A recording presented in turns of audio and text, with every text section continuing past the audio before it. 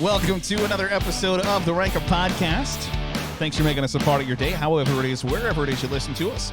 We're available wherever it is you get your podcasts. You can find us on Facebook, Twitter, and YouTube as well at Rankum Podcast. And if you give us a 5-star review, we will read them on the show. Yeah, we will. Literally, whatever you type in that review box, literally, we will speak those words on the Rankum Podcast. So far. We haven't run into a word type that we won't say. Huh.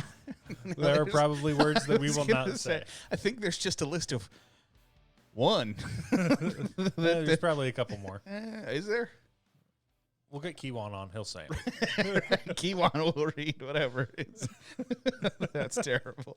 I'm Garrett Seawright. You can find me on Twitter at Garrett Seawright, and Don is on Twitter at Donnie_G. You can also find Don on Twitch as well. At Donnie_G. And you can become a Twitch subscriber, and you can say horrendous things to him. Yeah. And as long as you're paying, but Don's basically a stripper. Whatever. Once you've given him your money, you can say whatever you want to him. Yeah, you can do anything short of spitting on me. And maybe even then. That's I don't know what my price is, but it's probably not that high. He's like, I'm willing to find out. So today's episode, we are going to rank our guilty pleasure movies. We've done guilty pleasure songs. We did. That went. It was fun. It was definitely a podcast. That's a way to put it. Of the podcasts that we have had, it has definitely been one of them. I enjoyed it. I think that was our first song one. Was it? I think so. Me, you, and Kiwan. Owl City, guys. Reese, I think. No, that Reese. was candy bars. Yeah, all four. Well, we did another song one when Reese was here. I don't remember which song. One Hit Wonders with Reese, and then our first song one was with Kiwan, and it was guilty pleasure. So I don't know. Do we need to define guilty pleasure? Basically, movies. I mean, we defined it for each other, so we might as well define it for So else. Basically, movies that we think aren't very good that we still like anyway. Or movies that we think other people would judge us for liking. Yeah. Yeah, that's a good way to put it. It's like everybody's into something. Like the majority of people probably don't like these movies, but we do. Because like I have friends who would judge me for watching Harry Potter, but Harry Potter is good movies. Yes. There are people out there who'd be like, oh, you're a nerd and you watch Star Wars. And it's like, well, yeah, but so does 80% of the rest of the people. Right. Yeah, or maybe movies that you don't expect me to say. Movies that definitely weren't made for me. Right, like the Muppets movie. Which might be on your list. So number 5. No. No, you've expressed how much you love the Muppets movies. I just love the Muppets. And I will mock you for that. That's fine. So I'm going to go first. Were the Muppets on PBS? No. What were they on? ABC. Is that a Farmer 5? Yes. Yeah, that's why I didn't watch it. It's like I didn't have poor people TV growing up. I had cable. So I'm going to start because my number 5 is a movie we talked about in the pre-show production meeting. We did? Yeah. It's called Armageddon. You were like, why would somebody be ashamed to admit that they like Armageddon? And you know why? Because it's an objectively horrible movie. What? Armageddon is stupid. He rides a missile. He rides it. Get off the nuclear warhead. In the very first meeting, there's this great story that I love. That they're going through the plot, and Ben Affleck says, wouldn't it be easier to just train astronauts how to become drillers rather than train drillers how to become astronauts? Right. And Michael Bay says, shut the fuck up. So if in the first meeting... Was that Michael Bay's character? Oh, yeah, it's a Michael Bay movie. Right, but wasn't Michael Bay the character in it? Because they said that in the movie, and then you said Michael Bay's character, Bruce Willis. No. This is... No, in real life. Okay. This is... Gotcha. This happened. So when you're shooting plot holes in the movies, right, before you like at the table when everybody's meeting each other, it's probably not a great movie. Michael Bay has also said that it's his worst movie. And for a guy who has been involved in the Purge election year, to say that Armageddon is your worst movie.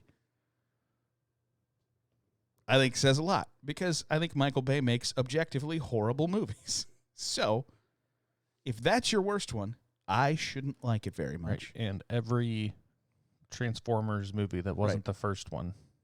Or Pearl Harbor. I've never sat down and Pearl watched Harbor all of Pearl Harbor. And I miss you. But Cuba Gooding Jr. shoots a machine gun in Pearl Harbor. He does. And that's and pretty much it. Cook. Chef. The way you said that. What, cook? You're like, he's a cook. Like, no, he's a cook. There are two O's in that word. Two O's. So Armageddon, objectively horrible movie, and yet I like it. Don't Want to Miss a Thing from Aerosmith, also like the theme song of it. Oh man. When I was a kid, we used to watch the top 20 countdown on VH1 all the time. And it got to number 2 and just stayed at number 2 forever because My Heart Will Go On by Celine Dion was always beating it. And it never got, I don't know if it ever got to number 1. But Titanic beat out Armageddon is what you're saying? Yeah. Well, talk about travesties in all-time cinematic history. So I got Armageddon at 5. My number 5. Also, Armageddon is a 6.7 on IMDb. Really? Yeah. Which is kind of high. I think that's probably about correct. This movie that I'm about to talk about is not a 6.7 on IMDb. I think it's important we give IMDb ratings for these movies. I think you're right. It's a 5.4. It was made in 2000.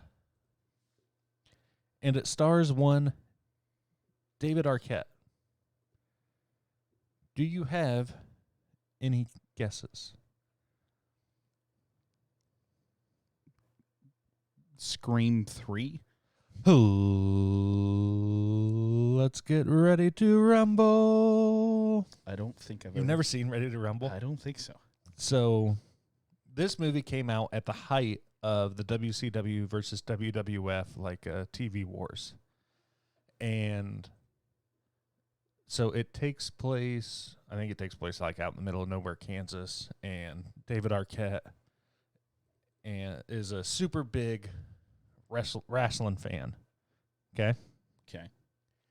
And he's I don't know if he's supposed to be 25 or 30 years old, but he's way too old to not have a job and just be completely invested in wrestling. Understandable. They go to a wrestling event, and I think his name, I don't know if his name was Jimmy the King. Jimmy King was his name, and played by Oliver Pratt. If you know his face, but he's the WCW champion. They go to this match. He loses the belt, and they're they actually beat the shit out of him in quote unquote real life and just take the belt, like the Montreal Screwjob. And then okay, so yes, now that I looked up who Oliver Pratt is, I do know who he is. Do you have a reference for another movie he's in? I could. It's my only honorable mention. So he is in. We can talk about it later. Okay. But so the whole thing is this guy ends up trying to get Jimmy King, his idol, back to the WCW and starts wrestling and doing all this stuff. But it's ridiculous because they've got Sting and Diamond Dallas Page and Goldberg and all of these people are actually making appearances in this movie, kind of making satire fun of themselves. And it was one of the movies that I enjoyed as a kid. And now that I'm older, I'm aware how terrible it is. But it's still a really fun movie to watch. And it is number... Even though it's 5.4. And it's awful. I'm aware that it's awful. The last time I tried to watch it, I fast-forwarded through, the whole, 30 minutes in the middle. That's just full of bullshit. Right, just stupid to watch because the beginning and the end are funny. Gotcha. I would recommend watching it. If you need a mindless, good, bad movie to watch. If you're I want to watch the worst. There's a lot of quotable stuff in it that I think that I quote all the time that I assume that you know, but you don't. But I just don't. And then I just get looks the fuck are you even talking about? So Ready to Rumble number 5. I also, my number 4 is in the 5s on IMDb, which is if you're in the 5s on IMDb, that is, you are not a good movie. No, but you can still be a fun movie to watch. Right. And mine's a 5.9 from 2001. 5.9, that's awfully high. From 2001 that stars Jack Black and Gwyneth Paltrow, and that is Shallow Hal. Okay. I like Shallow Hal. I always forget Gwyneth Paltrow's in that. Right. It's before she was trying to sell candles that smelled like her hoo-ha, and she got all crazy. That's a thing. I'm aware. Oh, that's of the things that I wish I knew in my life. Need Blended Collective to get on that scent train. Specifically that scent though. The Gwyneth Paltrow hoo-ha. I don't even know what creative name you come up with that bad boy. But it came out in 2001, and if you haven't seen it, yeah, you should, because it's 20 years old at this point. Basically, the guy is, all he worries about is dating hot chicks, and he can't ever land a hot chick because he's Jack Black. But then he gets his mind warped to look past all that stuff, and he falls in love with Gwyneth Paltrow's character, who was putting on fat suits to be like 500 pounds or whatever. And it's actually really kind of funny, and I enjoy it. So Shallow Hal is really funny. And is if it I'm stupid and horrible? Yeah. If I'm completely honest with you, you've only seen 43.5 minutes of Shallow Hal. I completely forgot about the entire genre of movies that include Jack Black in them for this ranking. Because he makes I can make a top 5 of bad, good Jack Black movies. Yeah. But what that did is that gave me a couple honorable mentions. Because Nacho Libre sucks. Well, is it great? Yeah. I need to watch Nacho Libre because I haven't seen it since it came out. Jack Black's filmography is spectacular. It's weird. It's full. It's full of really good movies and really bad movies that you've never seen, and good bad movies and bad good movies. Like School of Rock, phenomenal, is outstanding. And then R.L. Stein's Goosebumps movie, which I believe was awful. I haven't seen it either. I can't imagine that it's good. But he was also in, in a movie that I have coming up at some point in my list. Yeah, me too. That I just added because I just thought of Jack Black. So Shallow Hal, number 4. Shallow Hal, number 4. Solid choice. I completely forgot about Shallow Hal.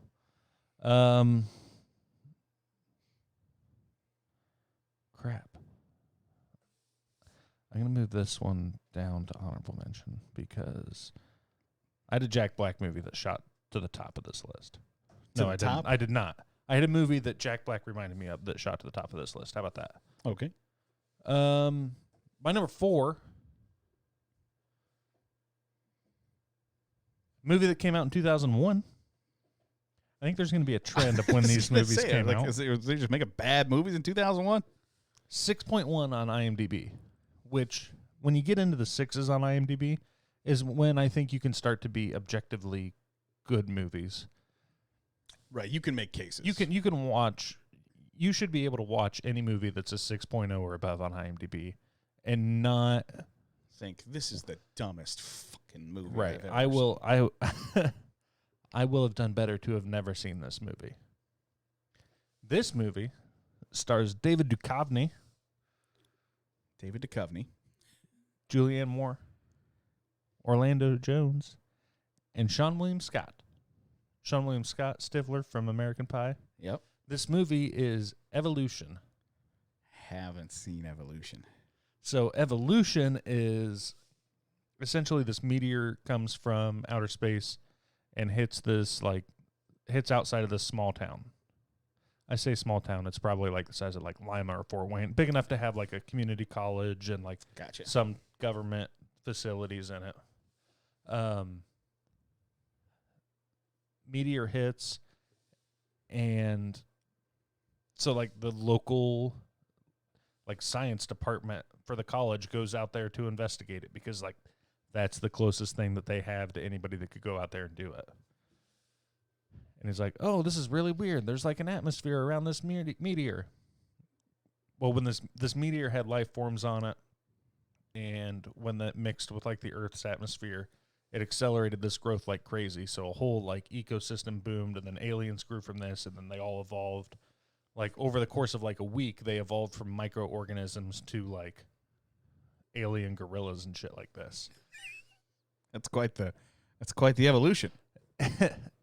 And then like they start like going into the sewer system from this meteor crash site because the government comes in and tries to contain it, and they can't. Naturally, government can't get it right in a movie. So then there's like these giant lizards like on a golf course attacking people, and pterodactyls flying around the mall. I guarantee you've seen TikTok clips of Sean William Scott singing nonsense in a mall with a shotgun. I don't know that I will look for it. I've sent it to you. So if you watch the videos I send you, you will have seen it. So is this where the monsters from A Quiet Place come from? I think so. But then they figure out like these aliens' weaknesses and try and attack them, blah blah blah. But it's a terrible movie. But it's really but it's really funny. And it's just the idea if you can like. And as you if you watch it as an adult, like I watched it when I was like 12, 13 years old, whatever that might be. You don't get all the references, but then you watch it as an adult and you're like, "Oh, this guy is a college volleyball coach and he sleeps with his players." But you pick that up like as you get older and you watch it. And you're like, "Oh, so that's why he's on administrative leave during this time and shit like that." Gotcha. But it's really funny. And so it's got an all-star cast for 2001. It's got an all-star. It's got a 2001 all-star cast. Yep. So at number 3, I've got a movie from 2006 that is. I'm honestly, genuinely shocked that it has a 6.8 rating on IMDb because I thought for sure it might be in the 4s or 5s because it is stupid. And I love it tremendously in that. Who's got in it? Jack Black and Kyle Gass. It's Tenacious D in the Pick of Destiny. Tenacious D's money. Tenacious D in the Pick of Destiny. Should I like that movie? No, because it's stupid. But we like it because we like the songs. Right, but it's dumb as hell. Yes. It is so incredibly dumb. Get it up. Get it up, helmet head. It's so stupid. And yet, I love it so much that if you were to, like, if I found it, if I was just scrolling through channels right now or whatever, I saw that it was available to watch for free somewhere. Click. It's free on Netflix. Is it? Yeah. Might watch it tonight. Because I downloaded it, one of my last flights that I was on, I downloaded it on my phone and watched it on the plane. There's a lot of inappropriate things on there that, depending on who's sitting beside you, that could judge the hell out of you. The songs are great. It actually has a plot somewhat, even though it's just the dumbest. The plot doesn't make sense. The plot is stupid as all get out. There's cameos from all sorts of... Ben Stiller. You're talking big-time actor. Tim Robbins, Amy Poehler. Forgot Amy Poehler's there's all sorts of just dumb cameos. And the lead singer of Dave Grohl. Dave Grohl is the Satan. Then the guy who actually plays Satan in human form, he's a comedian. Paul F. Tompkins becomes there you go. So it's great. It's littered with stupid A-list cameos, and then random Tenacious D trivia that you can catch during it. Yeah. So like if you followed their career, you can find it. And I like Tenacious D, so I'm ashamed to admit that, but here we are. 6.8. I genuinely was like, there's no way this is 6. Because usually IMDb is kind of like highfalutin, like right. Stoner comedies aren't funny. You're stupid. It's like 6.8. Holy cow! It's actually the highest rated movie on my list. So mine, I have it at number 3. Okay. My number 3 is, I believe, the highest rated movie. No, it's not going to be. Let me click through here real quick. 5, 5, 6, 4. Yeah. Okay. So this is a 6.6. It's definitely the newest movie on my list. It's a 2012 movie. Okay. This movie, I know your brother likes it. And this movie got a lot of crap solely because Disney couldn't market it correctly. And that movie is John Carter. Did you? Yeah. You drove us I did. to. So you've seen Avengers. Sure. Because no, Can I be 1,000,000% honest? you didn't watch? No, I watched, I was there, and all I could think about was Kiwan was not breaking any stereotypes that night Right. Well, of certain people in movie theaters. so I just thought someone is going to say something that is going to make this night go downhill very quickly, and I was like on guard for that the entire time. But I was the one who said something. So we went to. John Carter was a Disney movie, so was Avengers. They both came out in the summer of 2012. We went to the drive-in movie theaters, got drunk, as you do. Yeah, I was the DD. Garrett was our DD. The people that we went with, me, Kiwan, and a couple of our friends from college went there and got drunk. And Kiwan was very loud. Insanely loud. Like, uncomfortably loud. Right. Like he was using his outside voice in an outside setting, but he was using his outside voice at a drive-in movie theater, which you can't do. Right. And we don't live especially during an Avengers release. Like we don't live in the most tolerant area. Right. We're awfully white around here. Right. To be and a lot of those people are awfully proud to be white. Especially if you're drunk watching Avengers at a drive-in movie theater on a Friday at 11 o'clock at night. So anyway, we went and watched Avengers, and I think that tainted a lot of how we thought about John Carter afterwards. Right, because it wasn't anywhere. Because we went from watching like the best movie, or a movie that we've been looking forward to for essentially 4 years, to immediately after it, John Carter. To where all the talk is this movie sucks, and it's just an abomination. This movie could have been better. So we made a drinking game. We made it maybe an hour into this movie before we left because we just kept getting more and more drunk and more loud. If this could be better, drink. It's like, they could have done that better. Drink. They could have done that better. In an hour, I'm carrying dudes to a car. So, and this movie tanked because they put a huge budget into it. And I was going to look up John Carter marketing budget. I want to say it was $264 million was the budget.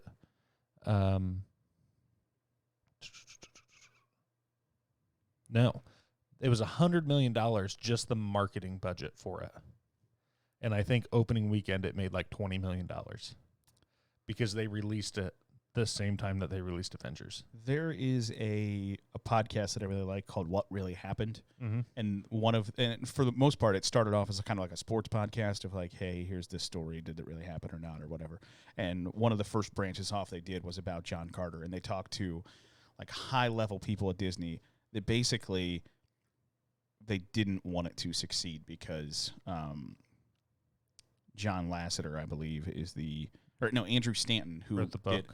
Andrew Stanton directed like Finding Nemo and stuff like that, and he wanted to basically leave Disney, and he needed to make so much money for them before he could leave, and they were like, we need this thing to tank.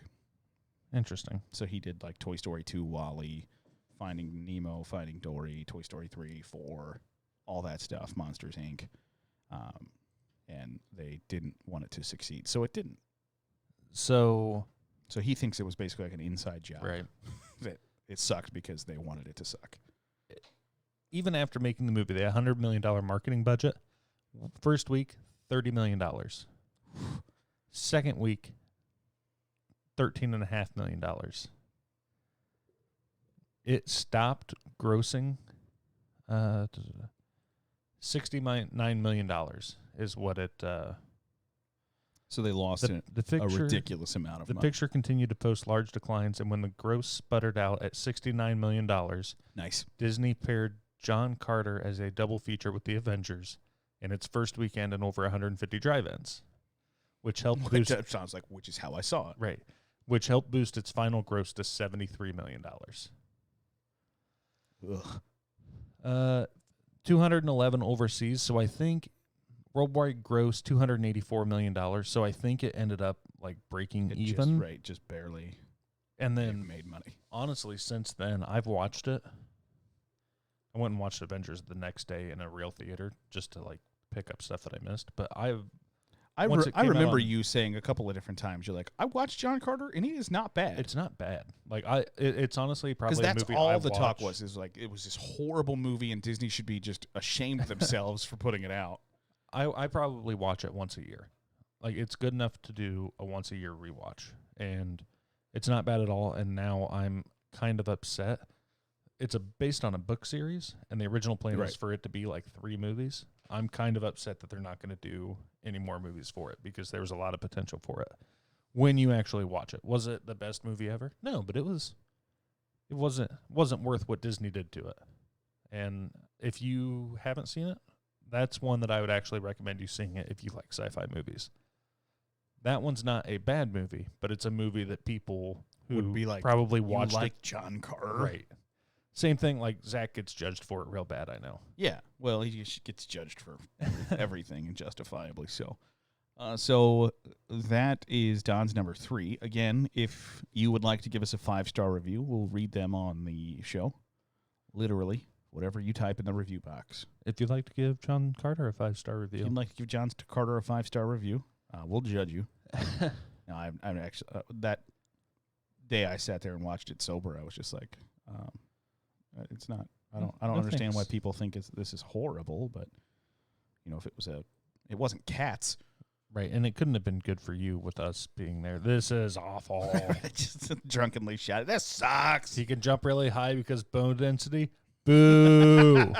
Well, and then Keywan was so drunk. He was like, he can jump because of bone density. This is super unbelievable. Keywan, we just watched Avengers with the Avengers. Bruce Banner turns into the Hulk and fights aliens. Then you're saying this is unbelievable? That this guy who's having a fever dream on Mars is unbelievable? Like, no, calm down. So that's Don's number 3. My number 2 is a 6.4 movie. I'm not sure when it came out. I think probably early 2000, maybe 2001. Did you accidentally close your IMDb page for it? I did. Okay. Oh, I typed in the wrong. I always get these two mixed up, by the way. Oh. 2001. Okay. Something was in the water in 2001. Just making bad movies. Apparently, it was Sean William Scott. It's and bad. David Arquette. Right. Those were Hollywood superstars. 6.4 stars. Anne Hathaway and Julie Andrews, and that is the Princess Diaries. Oh. Okay. Yeah. I love the Princess Diaries. So do I. I watched it for the first time, great. Start to back. I watched it and the second one like 3 months ago. It's so good. I really like it. I love it. I get the Princess Diaries and the Princess Bride mixed up. Princess Bride, great movie. That's like a mafia movie, right? No, Princess Bride is the Andre the the name Giant. is Inigo Montoya. Yeah. I Inigo Montoya. I never watched it. Yeah, no. You I think might like the Princess Bride. Carrie Ewells. I like the Princess Diaries. I love the Princess Diaries because Anne Hathaway is not attractive at all at the start of that movie, and then light switch flip, bam, woo, Anne Hathaway, baddie. She a baddie after Princess Mia Thermopolis of Genovia. Whew. It's just a fun story that is preposterous and stupid, and yet I love it. So I'm ashamed to be like, yo, I'm low key. No, I like Princess Brides is Princess Diaries. Shit. No, the Princess Diaries is a banger. It slaps. The Princess Diaries. Second one slaps. isn't as good. I'm sure it's not. You haven't seen it? I watched it once and thought, what am I doing? What am I doing watching the Princess Diaries? I don't know 2? if I finished the second one. Yeah, but the first one was good. Like they wrapped it up. They wrapped it up pretty much in the first one. I like the bald dude that's like her driver. Oh yeah. Joe secretly banging the queen. Yep, it's all about it.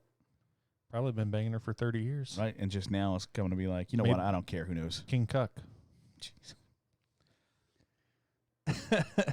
So my number 2 is the Princess Diaries, 6.4 on IMDb. So my number 2 was not on my list when we started this. It was brought up when you talked about Jack Black. Yes. And I know that you hate them when we do that, when we're like, ooh, I'm going to add this. Well, it just sounds like we don't know our ass from a hole in the ground. Like we've put no thought into this, which I know we did. I know we sat in my living room and like. But this movie just didn't click, and it didn't show up on like a good, bad movie. Like it didn't show up in my research. And I think that's because it's just a bad, bad movie. It's not a good, bad movie. It's a bad, bad movie that you love. Yes. And honestly, you could take this actor and insert him into 3 other movies that are all bad, bad movies, and they could all be my number 2, but we're just going with this one. It's a 1996 movie. 4.4 stars on IMDb. But this is the worst of his movies that I love. Oh. So it's number 2. Ooh. 4.4 on IMDb. Yeah. It's like basically you made it with crayons. And this movie, this movie is kind of made with crayons. It stars Stephen Baldwin and Pauly Shore, and it's Biodome. I would say Biodome. I love Biodome. It's such like you know a quintessential 1996 like stoner movie. Yeah. Where if you haven't seen it, you've seen Biodome, correct? Yes. If you haven't seen Biodome, it's Pauly Shore and Stephen Baldwin are just, they're 30-year-old stoners. And they somehow get trapped in a biodome in the desert where like these astronauts were going to live, or these scientists were going to live for a full year, completely outside of human control. Like they had to grow their food and purify their water and maintain oxygen levels. And these 2 idiots think it's a mall, go into the biodome and get trapped in there with them for a year. And for the integrity of the scientific experiment, they don't let them out because it costs like $80 million to get this thing all started up. Now, why they couldn't just open the doors, close the doors, I don't know. It's like, didn't ask these questions when I was sad. But they just go in there and are chaos for these scientists. They're trying to get them, like they've got weed on them, so they're trying to get them to like grow marijuana plants in this biodome. And they're trying to sleep with the female scientists. They're destroying plants and just being absolute chaos, and eventually drive one of the scientists crazy and throw a party in this biodome. They find a key in the back door of this biodome, so they leave, go and get a bunch of beer and stuff, and then have this giant frat party in the back of the biodome that just like makes it unsustainable and ruin all this progress. But it's a funny movie. Now I'm reading the trivia for Biodome, and Kylie Minogue, who's the doctor, Yep. She has called this film her worst career move. She said it's the only thing she has done in her professional life that her father ridicules her for.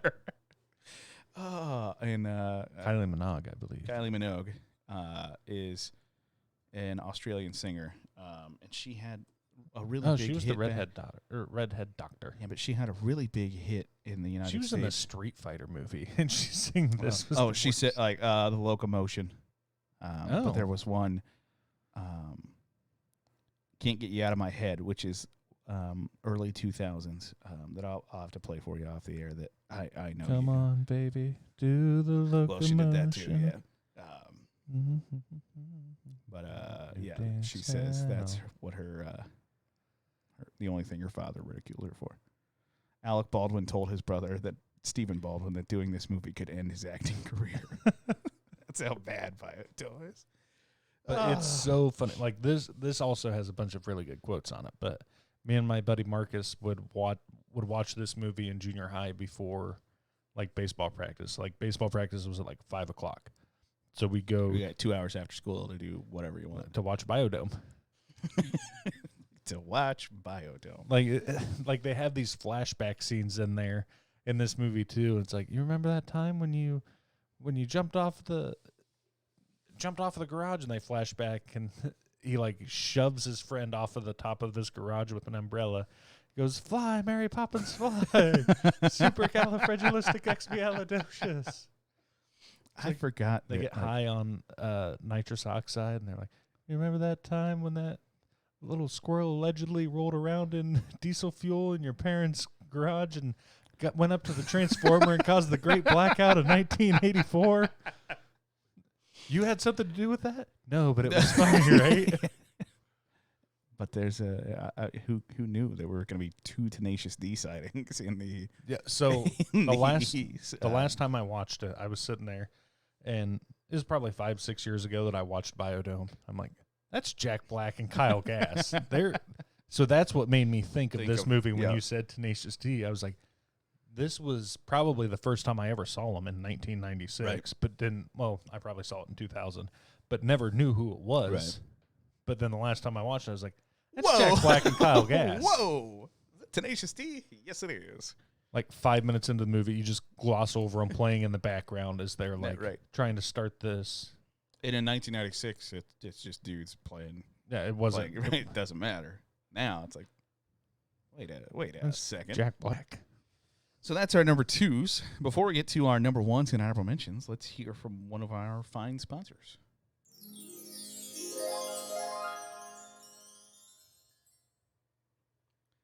All right, so we are ranking our favorite guilty pleasure movies, and we have got to the point where right before our number 1s that we... But right after the ad break. Right after the ad break, where we get to our honorable mentions.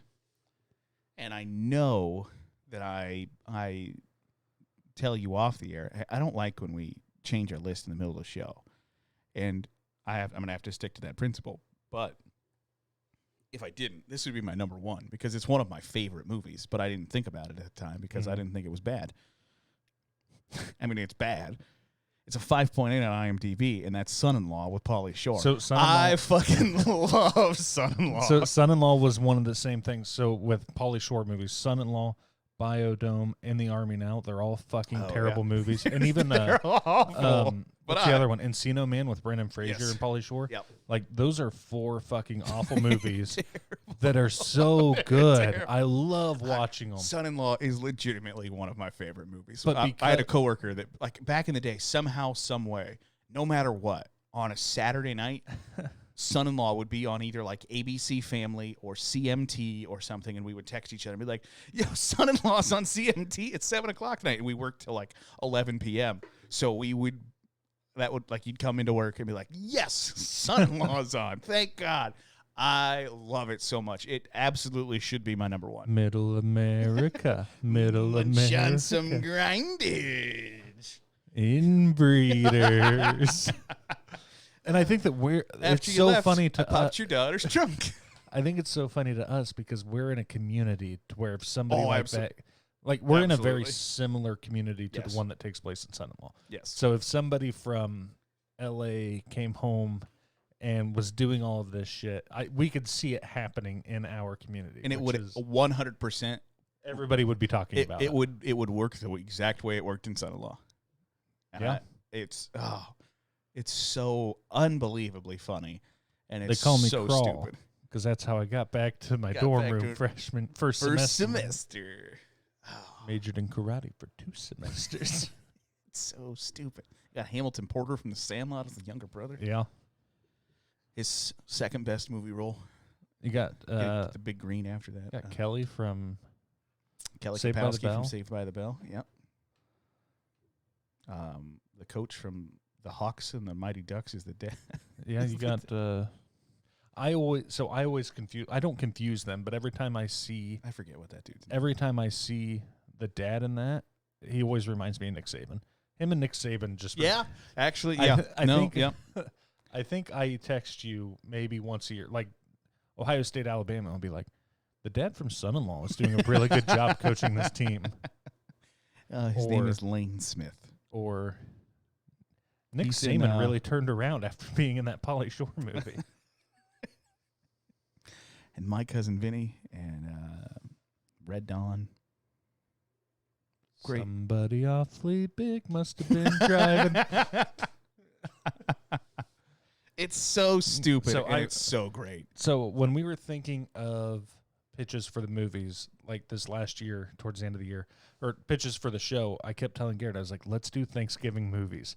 Because I could only think of one, and it was Son-in-Law. I just wanted to talk about Son-in-Law for 45 minutes. So it'll fit here. I love it's so good. It's unbelievably good. I wish there was I tweeted a couple of years ago, like, give me a Son-in-Law 2 where Pauly Shore's the dad and like Michael Cera is the is the dude who's coming to bang his daughter, and it would be outstanding. Now I'm gonna search for that tweet because I got like 20 retweets of like, if Hollywood should do anything, it's if you're making remakes, make this. And my other honorable mention is another 5.8 on IMDb, and it is the movie 2012, which came out in 2019. That Oliver Platt. 2012? Yeah. Because there was another 2012 that came out in like 2011. No, the 2012 of the world ending, basically. Yeah, it came out in like 2011. Came out in 2009. You said 2019. The first time you said I think you're retarded. We'll listen back. But you said 2019. Okay, if I did, I owe you a handy. I don't think I'm coming out on top in either of those situations. But no, 2012. Depends on 2012 depends on the angle. Yeah. 2012. 2012 was a horrible movie, and I like it. Like, I'm not a big action movie guy, but I think it's probably not preposterous that of course, the world's elite have have all paid in to be on Noah's Ark, basically, when the world goes to hell. I don't think that's outrageous. No, I don't either. No, 2012 was a solid movie. I enjoyed it. My honorable mentions. Are you looking up something that you're just going to interrupt me in like 5 seconds with? Potentially. So I tweeted in 2012, so Yasmine Bleeth and Tiffany Amber Thiessen aren't the same person. And somebody said, anybody who grew up watching Saved by the Bell knew that. And I said, I was just telling my brother how Kelly Kapowski was the dream come true lady from basketball. And he just said, no, she isn't. And he was right. He said, she's in Son-in-Law. You love that movie. I do. In 2012, I got you love that movie, SMH. Who said that? Mark, another former coworker. Okay. I love Son-in-Law. 2014, Son-in-Law's on CMT from a former coworker. Forget the Oscar, Son-in-Law's on CMT again in 2017. I love that goddamn movie. I love it. So good. So those are my honorable mentions. I'm trying to think. All right. So my honorable mention. I'm going to do this one. This wasn't originally my number 4. It's the same as number 5. They were battling back and forth. 5.4 on IMDb, made in 2002. So this is David Arquette's follow-up from Ready to Rumble was this movie, and it's Eight-Legged Freaks. I got nothing. So Eight-Legged Freaks is, believe it or not, it's a movie about spiders, except these spiders are like man-sized. So are they in Australia? No, they're in America, and somehow I can't think of how exactly it comes about. Like I assume some sort of like plutonium or nuclear waste was involved, but these spiders all are massive sized and are like booby trapping, or they're killing humans essentially. And so it's them fighting against these spiders. And I haven't seen it in a couple of years.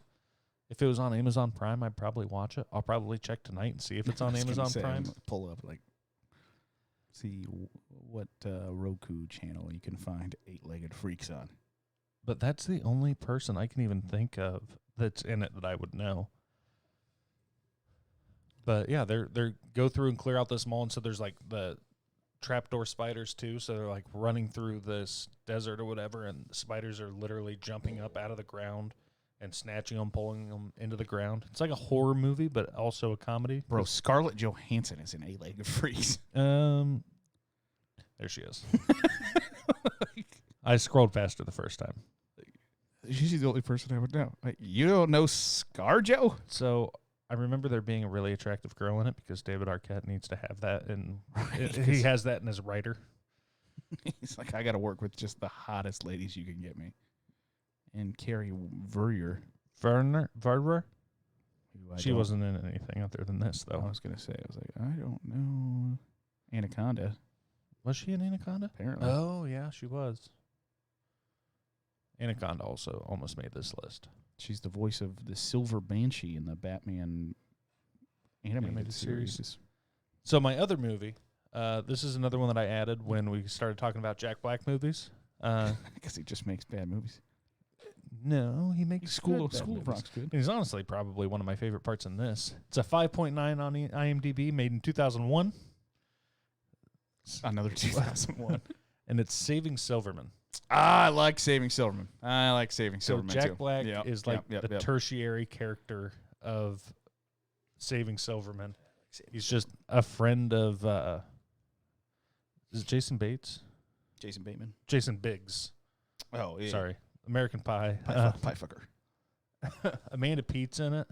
Steve Zahn, I think, is probably the most funny. He's the like animal control guy friend. But these guys are all obsessed with Neil Diamond. And Jack Black is just the stupidest person that you can imagine in this movie. Like what was the argument he made about chips? Like they're eating like nacho chips, and he like grabs like a whole fucking. Oh, he's like, oh well, if the cheese is on 3 chips, that's still just 1 chip. I don't know. I haven't seen it. think of what it was, but it's such a phenomenal movie. Shoots a raccoon with. I enjoy this movie as a bad movie. Oh no, Not a phenomenal movie, as in like no. it's a 10-star movie, but it's. I just looked up what the highest grossing films from 2001 were, just because I was curious, which obviously aren't the best movies. But so Harry Potter and the Sorcerer's Stone is number 1. Lord of the Rings, Fellowship of the Ring, Monsters, Inc., Shrek, Ocean's 11. Then it gets pretty bad. Pearl Harbor, The Mummy Returns, Jurassic Park 3, Black Hawk Down was 2001. Planet of the Apes, and Hannibal. Ugh. Fast and the Furious, first Fast and Furious came out. Not Another Teen Movie was 2001. Not another teen movie. Super Troopers was 2001.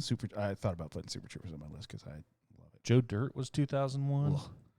Donnie Darko, 2001. Joyride 2001. Hardball with Keanu Reeves. I love Hardball. I've never seen. Oh, ooh.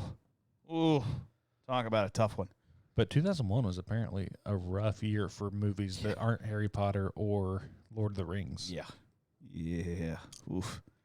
So, that leads us now to our number 1. The Animal with Rob Schneider. Oh, God. Talk about a terrible movie. Terrible movie. Scooby Doo and the Cyber Chase. I watched that. So, I guess unbeknownst to me, my number 1 came out in 2001. Are you serious? Yeah. We're just out here shitting on 2001, and it's warranted. 9/11 and now all these movies. 2001 was a terrible year. So my 6.3 on IMDb, 2001. It has an all-star cast. We're talking. But at the same time, we're bringing up 8 movies from like 2001 that we love. like. We love, yeah. All-star cast of Allie Larder, Jennifer Coolidge, Victor Garber, Selma Blair, Luke Wilson, and Reese Witherspoon. Hold on. It's not Cruel Intentions. It's not Cruel Intentions. That might have been like 99. It's like 96 or something Okay. like that. It ahead. is a little ditty called Legally Blonde. Okay. I love Legally Blonde for absolutely no apparent reason. I think it's a fun little story. It's a fun little story. This stupid blonde girl who nobody ever believed in. Can't. It's got Stifler's mom in it. That's Jennifer Coolidge. Okay. I was going to take Stifler's mom. Yeah, I love it, and it's kind of fun actually. And then there's a little murder mystery at the end of it. Not really, but there's a trial and there's a curveball. You get a little curveball in the old and Legally Blonde. So I'm about it. I don't know the last time I watched Legally Blonde. It's fun. I'm trying to think of Linda Cardellini is in that bad boy. She was in The Green Book, and she was Velma in Scooby Doo, and she was in Brokeback Mountain. Great cast for Legally Blonde. It's a good story. Like, it has a plot. The plot is actually not far-fetched and The stupid. plot has a conclusion. The plot has rising action, a climax, falling action, conclusion. a conclusion. Is there sequels? Yes. Are they terrible? I have to Probably. assume so. But I love it. So show me potato salad. Legally Blonde is my number one. But in truth, Son-in-Law is my number one, and it's not close. 1,000%. So, Son-in-Law probably would have been. I love that fucking movie so much. So, I was in a bit of a predicament with Son-in-Law because I put Biodome at number 2 instead of Son-in-Law because the terribleness of the movie versus how much I like it was so much more vast than it was between Son-in-Law. Otherwise, Son-in-Law would also be very high on my list, but not as high as number 1. And I don't think that my number 1 is really shouldn't really come to a surprise of those people who are pretty common listeners. Yeah. I will admit in the spirit of transparency, I did tell Garrett this was going to be on my list. And in the spirit of transparency, I knew that this would be. Right. I thought this deserves to be on Don's list. Whether he will see it this way or not, I don't know. I almost didn't put it on my list because you cannot embarrass me about loving this movie. So I was like, I'm not embarrassed about liking it. I'll go and tell everybody that I like it. But it is a bad movie. That being said, it's a 7.1 on IMDb. It's the highest rated of all of these. Have you seen the first one? The first one is fucking phenomenal. Yeah. After that, they fall off. Right, they become. And I still love them. But it's the Tremors movies, 1990. Kevin Bacon, Fred Ward of Tremors 2 fame, Michael Gross of Tremors 2, 3, 4, Back to Perfection, 9. all the way up through 7. Michael Gross. Reba M.F. McIntyre. Thank you for censoring yourself. Heather Gummer. I was trying to see Richard Marcus. Hell yeah, brother. Of Tremors 4 Back to Perfection fame. Comes back as his older self. Gets stranded on a rock by Burt Gummer. I can't believe it's got a 7.1, to be honest. It's phenomenal. It's a good horror movie-ish. It's a good thriller more than a horror. No, IMDb, comedy horror. It's funny. Burt Gummer is amazing. The second one is also very good. The third one, not so much. And then that's when they go from... it's when they become ass blasters and the little ones start flying. No, that's literally what... No, don't edit that. Garrett's going for the edit button. No. It's like, is that a beep? I think that might be a beep. No, like, they do say... That's not a beep. Ass blaster sounds like the name of a porno. Right. If you were scrolling through the hub and saw Ass Blasters 9, that is not out of place. But you got Tremors, Tremors 2 Aftershocks, Tremors 3 Back to Perfection, Tremors 4 The Legend, Tremors 5 Bloodlines, Tremors 6 A Cold Day in Hell, Tremors 7 Shrieker Island. Came out in 2020. The sad thing is that every single one of these is rated higher than Biodome. Like the smallest one is Tremors A Cold Day in Hell, and that's a 5.0 on IMDb.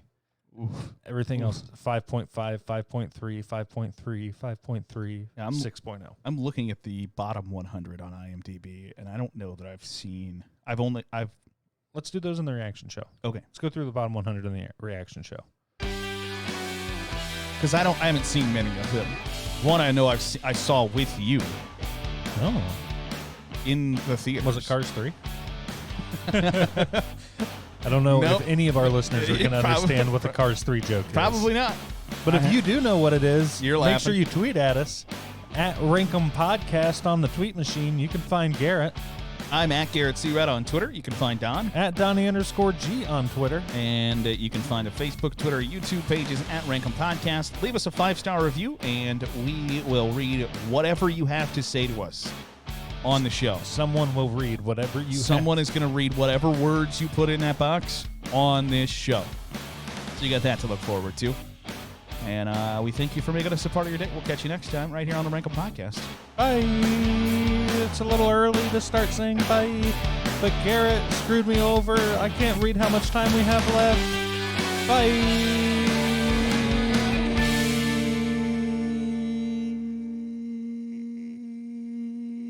He hasn't hit stop yet.